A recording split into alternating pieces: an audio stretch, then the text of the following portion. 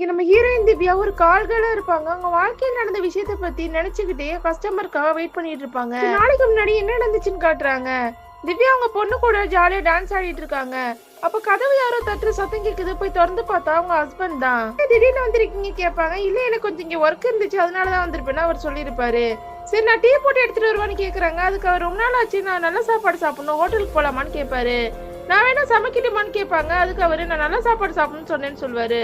உடனே இவங்க கோச்சுக்கிட்டு கிச்சனுக்கு போறாங்க. அவரும் பின்னாடியே போய் என் வைஃப் ரொம்ப நல்லா சமைப்பா, ஆனா பகல் ஃபுல்லா அவ கஷ்டப்பட்டு சமைச்சா நைட்டு கூட அவ டைம் ஸ்பெண்ட் பண்ண மாட்டாளே அப்படின்னு சொல்றாரு. திவ்யா வைக்கப்பட்டுட்டே அந்த இடத்த விட்டு போயிடுறாங்க. திவ்யா அவங்க ஹஸ்பண்ட் அப்புறம் அவங்க குழந்தை 3 பேர் கிளம்பி ஹோட்டலுக்கு போறாங்க.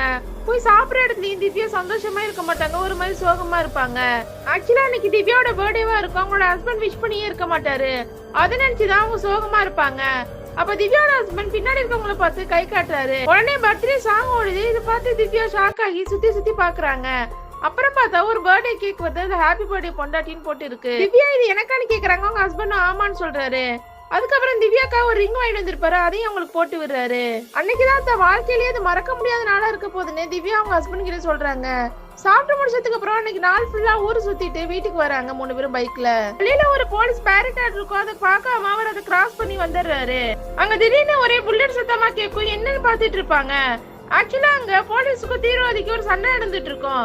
அப்ப போலீஸ் அந்த தீவிரவாதியை நோக்கி சுத்திட்டு இருக்காரு. அப்ப வழியில திவ்யாவோட ஹஸ்பண்ட் போனதால அவரையும் சுட்டுறாங்க. சம்பவ இடத்துலயே திவ்யாவோட ஹஸ்பண்ட் இறந்துடுறாரு.